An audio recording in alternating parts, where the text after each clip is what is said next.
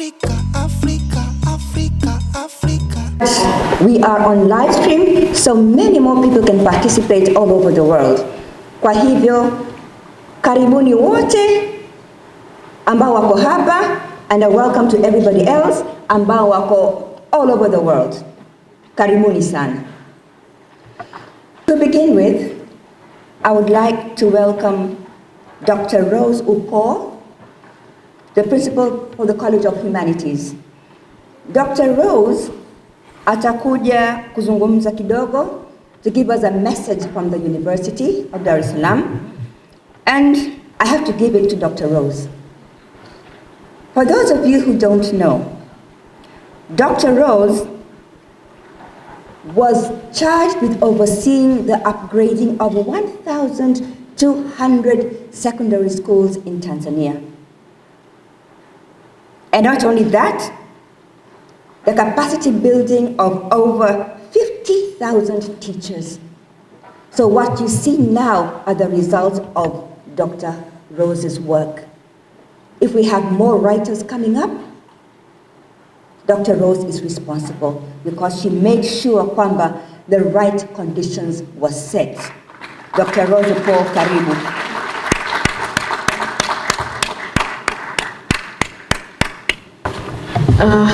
Asha, telling people upgrading of 1,200 schools, yes.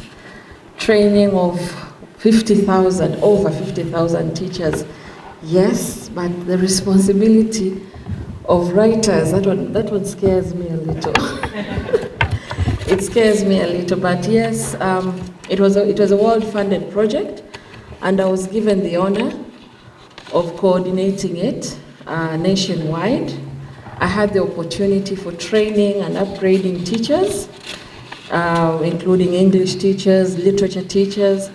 So for the students who are in this room, most likely your instructor or your teacher met me at some point during training.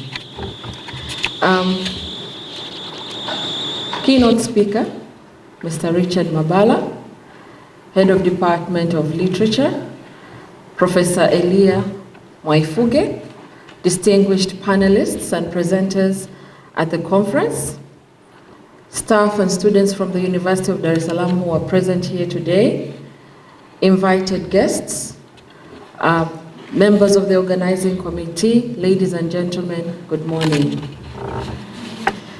It gives me great pleasure to welcome all the distinguished and proclaimed researchers, writers, and presenters here, all the gurus of literary and cultural studies to the 4th African Writers Conference that's hosted here at the University of Dar es Salaam by the Department of Literature. I am representing the Vice Chancellor, Professor William Anangisye, but at the same time, I am the principal of the College of Humanities, where the Department of Literature is situated. The Office of the Vice Chancellor is delighted about hosting this conference on our premises, especially when we are about to mark the 60th anniversary of our institution. When he granted permission to host, it was almost like he knew that a Tanzanian would be winning the Nobel Prize for Literature around this time. This must be a great inspiration to all of you seated in this room today. And I know that Professor Abdulrazak Gona is not in our midst, but let us show a hand of applause for his accomplishment.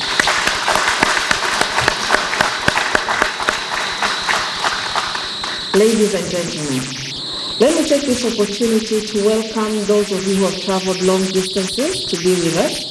I'm humbled that you all chose to be here this morning to partake in this significant event in the history of the College of Humanities and the Department of Literature. We have never hosted African Writers Conference. I am very sure, Professor, we have never hosted it. So this for us is a huge, huge moment. It is our expectation that you will find your stay both fruitful and pleasurable. I hope that you'll be able to set time aside in your busy schedule to explore the University of Dar es Salaam Mwalimu Julius Nyerere Mlimani campus. Ladies and gentlemen, allow me to reiterate not only the delight of the Vice Chancellor, but also mine as well. Hosting this event is monumental, as I said earlier on, for the university and for the college, especially in these times when we are experiencing dwindling numbers of writers in our society. The theme of the conference rightfully interrogates the future of African literature and what can be done to revitalize the trade and discipline. It is my sincere hope that we shall discuss issues related to the future of the African writer, the state of African writers, the state and the hope for renaissance related to African literature, especially in this changing world. We are aware that literature and the humanities are inseparable. However, we must assert that African literature is not only important because of its relevant setting and relatable storylines, but it also increases our social consciousness and raises awareness of social, political, and economic crises that the continent is facing. Some of the connections between literature and humanities include literature being the foundation of humanities' cultures, beliefs, and traditions. It serves as a reflection of reality, a product of art, and a window to an ideology. Whether it's prose, whether it's poetry, literature will always provide us with insight, knowledge or wisdom, and emotion towards the person who partakes in it entirely. All these roles of literature are important to the humanities because they enhance order, reasoning, ethics, creativity, and the like. Ladies and gentlemen, I am aware, and Asha forgot to mention this probably, and I think I would have enjoyed better if you had mentioned this. I am aware that I am only a linguist and should not be dictating some of the most important issues in African literature to experts, lest you decide to baptize me into the literary studies. I don't leave this room becoming a literary expert for one day. Let me leave this room for upcoming writers of the future. I'm glad also to see that we have students from Fesa Secondary who are here with us. So I hope you get inspired when you leave this premises.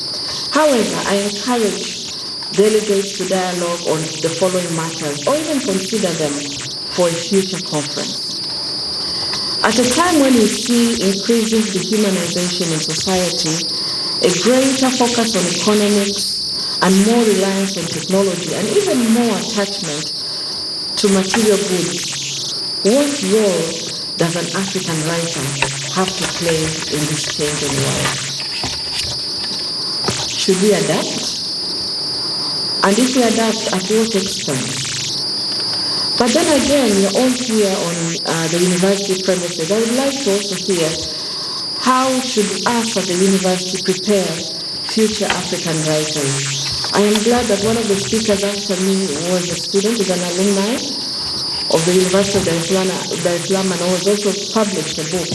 He is a writer, so I'm really excited. What should we do to encourage more writers among us? Ladies and gentlemen, in conclusion, allow me to say again, to express my gratitude to the organizing committee, both from outside and inside the university. Special mention of Nahida. A round of applause for her, please. Whenever I met with the head of department, the name Nahida kept coming on. It kept coming out. Nahida, when I arrived here, they mentioned her name twice or thrice. When I came and sat down, somebody mentioned her name. Nahida, are you in the conversation, excuse me? I think she's outside. You can see how busy she is organizing. So I would like to thank you for putting together this event. Thank you for choosing the University of Dar es Salaam as your destination for the conference. And I hope you'll have time again to tour our campus.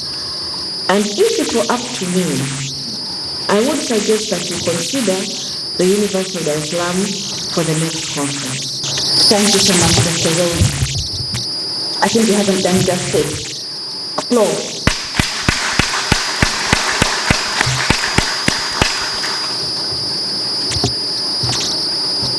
Indeed, I think what Dr. Rose said is the essence of literature. Because when you capture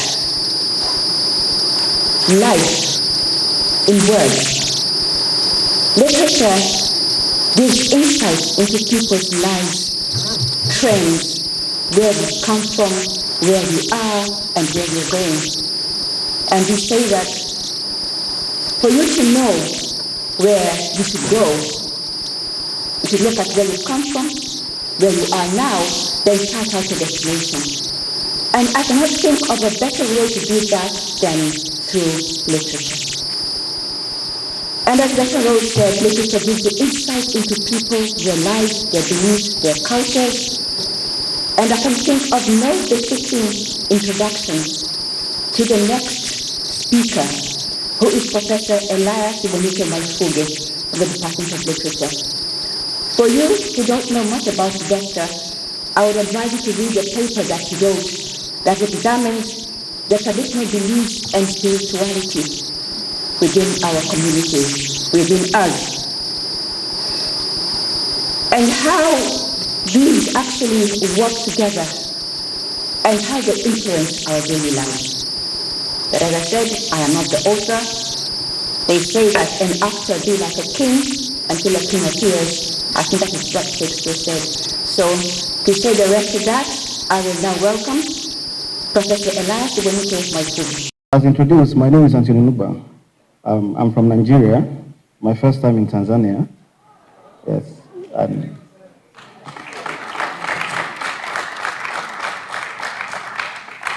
I'll tell you something coincidental before I start. Sometime in 2003, I think, when I was compiling my first anthology, a collection of poems, there was a poem I titled With Love from Dar es Salaam. That was the title of the poem 20 years ago. And 20 years later, Dar es Salaam is showing me that love, which I wrote about. It's a beautiful city, it's a beautiful country. The people are very kind. Very, very kind, very humble, and very nice. So I'll just give you a summary of the African Writers Conference. I'll start by talking about this quote. It's a quote by a renowned scholar and explorer, Ibn Battuta. And it's about traveling. And he said, traveling, it leaves you speechless and turns you into a storyteller.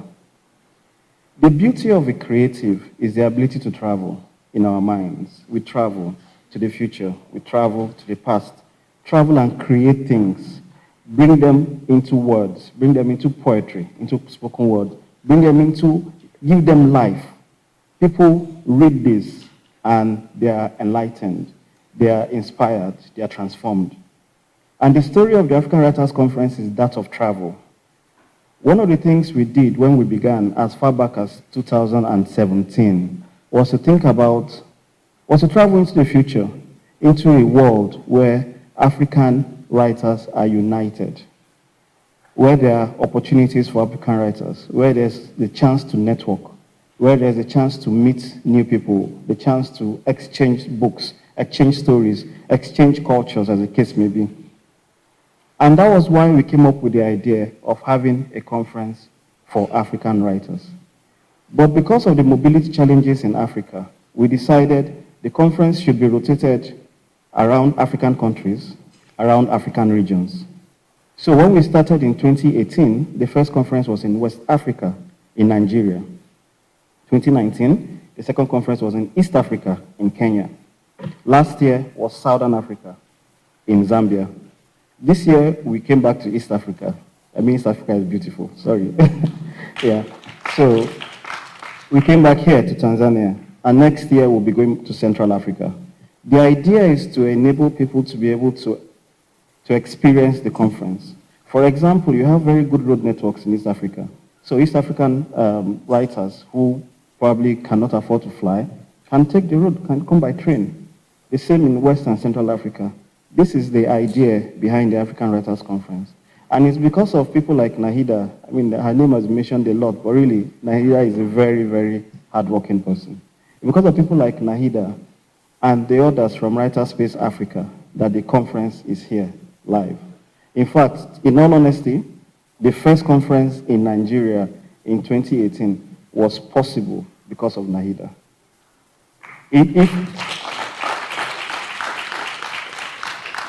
Because for those who don't know, the Nigerian scene is a lot more different than it is here. If Nahida had not done the intervention she did in 2018, we were on the verge of cancelling the conference. Already we had cancelled it in 2017 because we couldn't just hold it. We didn't get enough support as we wanted.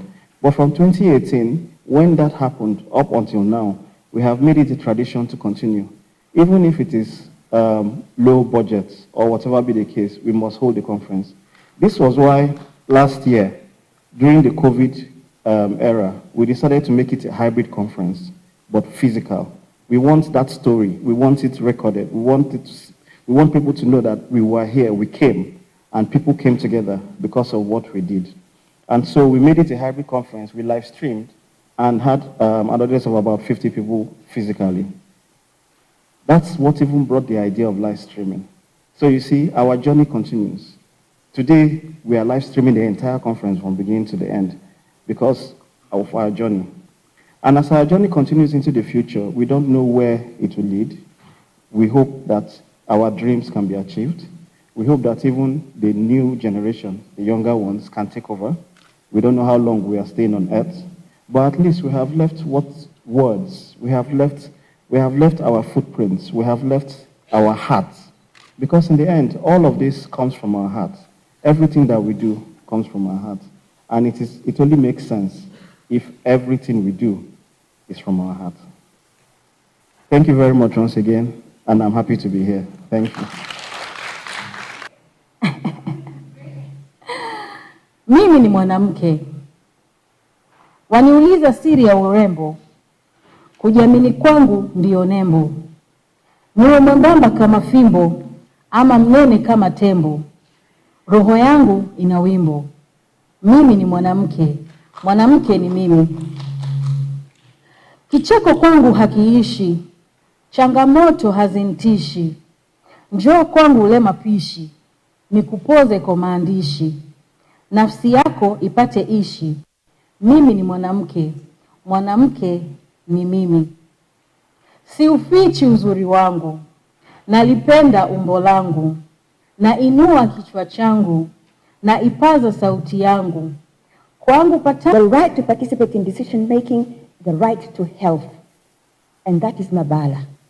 I can say a lot, but we are behind time. I could take all day. Richard Mabala, karibu. He is our keynote speaker for today.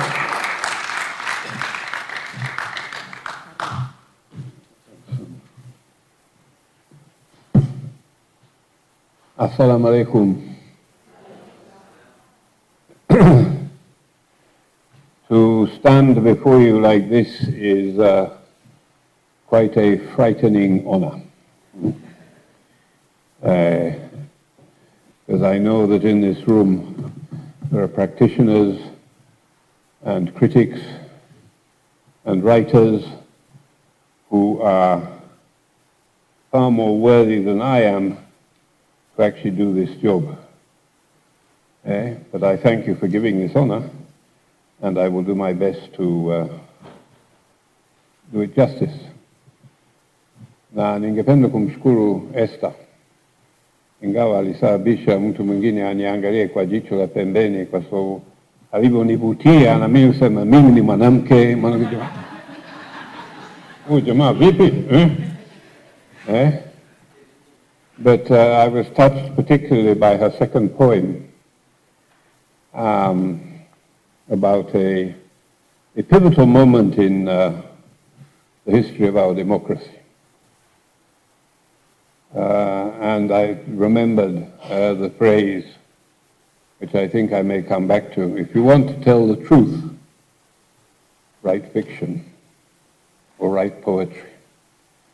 If you want to tell lies, write history. And starting from that, I would like to start with a quotation from Frantz Fanon, because although there are some of us old people here, what I see here is a new generation. And Fanon, in The Wretched of the Earth, said, each generation must, out of relative obscurity, discover its mission, fulfill it, or betray it. Now that is quite a heavy mission. Kila kizazi ambacho kinapoibuka hakifahamiki, lazima itambue ina mission gani katika uandishi wake, maisha yake, kuitimize au kuisaliti. And that is the future of African literature. Do we fulfill it or do we betray it? But to begin with, I'm sorry I'm going to have to go back to the unending African debate, because you can't talk about the future of African literature without asking what is African literature. And I'd like to start with our new Nobel Prize winner, Abdul Razak Ghana. Those of you who follow me or other people on Twitter will have seen that yesterday there was a furious debate. Who is he? Is he Zanzibari? Is he Tanzanian? Is he British? Does he want to be Tanzanian? Does he want to be Zanzibari?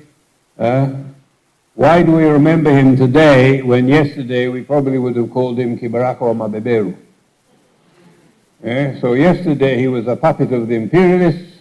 Today he is our writer, which is good. And I fully support it, but I think it raises the debate on what is African literature. He was born in Zanzibar, yes. He grew up in Zanzibar. He left Zanzibar at the age of 18. And he has spent the rest of his life in the UK.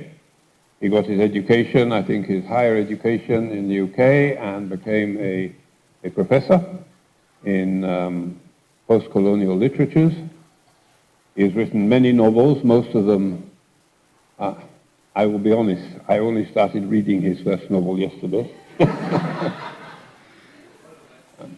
He is not well known in Tanzania, although now we celebrate him. He left as a refugee and also to get education because of persecution. And partly his persecution was because his origins were a bit different from the origins of the majority of the Tanzanian people. And when he left in 1968, he was only able to return 16 years later to see his father, shortly before his father died. And he wrote in his tweet, I dedicate this Nobel Prize to Africa and Africans and to all my readers. How much is he a part of African literature? Why do we say that he is a part of African literature? In his case, I think it's probably easier, but I will give you one or two other cases which are a bit more complicated. There is Aminata Pona.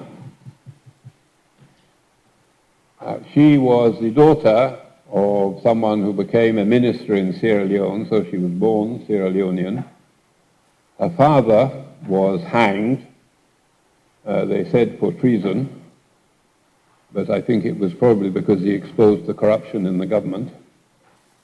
And she grew up in Scotland. She married a Scottish person or an English person, I'm not sure which. And for example, she has written her novel called The Hired Man, which is set in Croatia. And she said, I don't understand why this novel is in the African section of novels. So the book has nothing about Africa at all. And she has never been in Africa since she was 4. Although she has written a very powerful history of her father's life. You have Helen Oyeyemi, who wrote a book called Boy Snow Bird, which is set in New England, United States. Oyeyemi is now British, but she was originally Nigerian, or her family was Nigerian. Her family moved to the United Kingdom when she was 4, and so on. And there are a lot of examples like this these days. Are they African writers? Does genetics decide who an African writer is? Or geography? Or the themes they write about? But then if it's the themes they write about, you have a book like The Constant Gardener by John le Carré, which is a very powerful novel, which was actually banned in Kenya, about the life and times of Daniel Arap Moi and the ravages of HIV and AIDS during that time due to decisions that were made and the dictatorship of the time. He's British. He wrote about Africa. Of course, I don't think John le Carré is an African writer. But do the themes contribute to the decision of whether you are an African writer or not?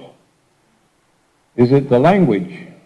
There are many people, and I communicated with a former professor when I was preparing this talk, Professor Senkoro, who was in the Swahili department here, and he said, as far as I'm concerned, African literature is literature written in African languages. Not English, not French, not Portuguese, but written in African languages. And then if you go to the airport, even here, and some of the bookshops, in the African literature section, and I have complained about this, you'll find a whole series of books written by Wazungu about Africa. Most of them who only came to Africa for a short time or lived for a short time, or they fell in love with the Maasai or something, which is fine. I'm very happy she fell in love with the Maasai. But is that really African literature? So we have a problem of definition.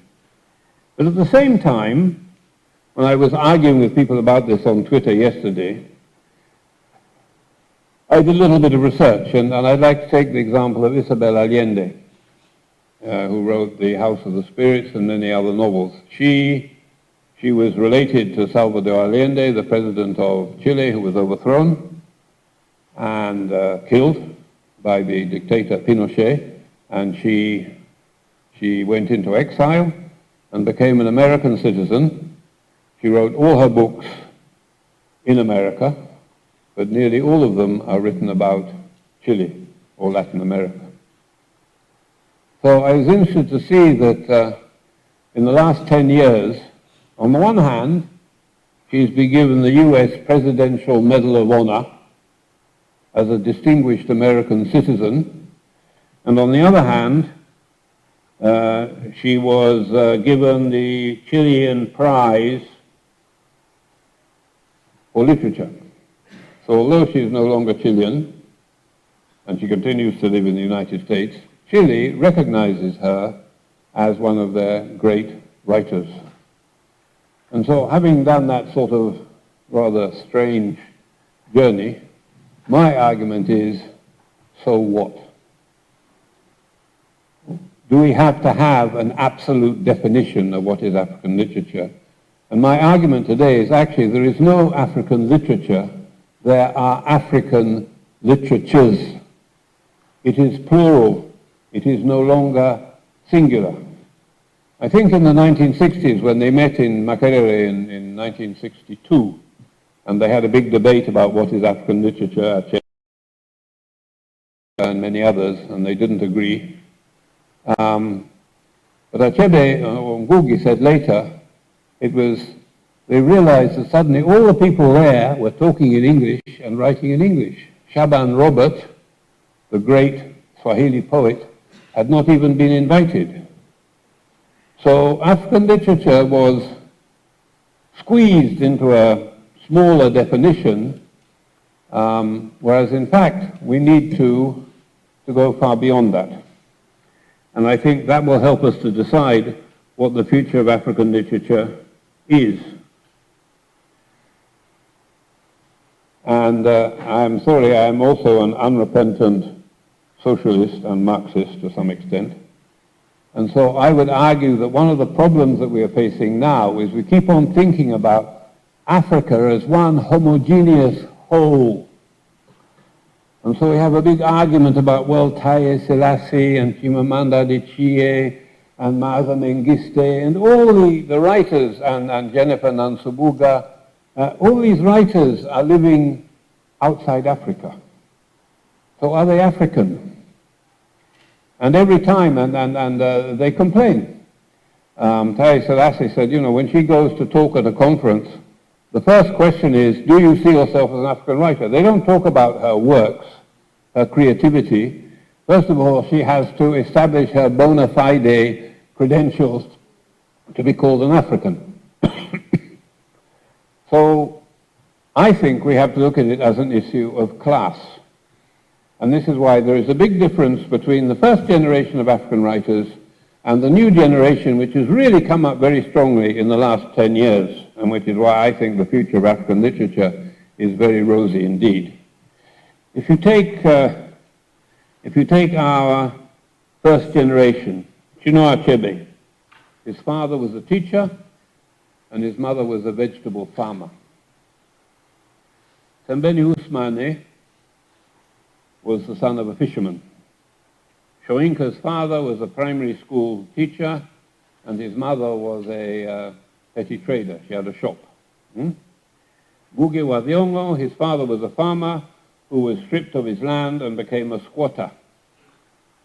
So they came from a generation that lived basically in the village rather than in the town, and from a class which saw the world from the bottom up. And this has influenced their writing, I think, for all the years in which they have been writers.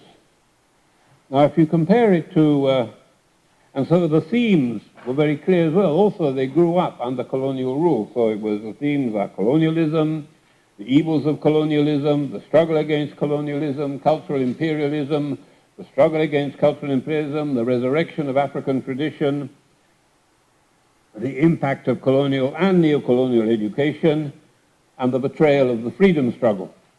I finished reading A Grain of Wheat again for the first time for about 10 years, and to me, it's still one of the most powerful novels I've ever read. Before that, I reread God's Bits of Wood. I'm an old man.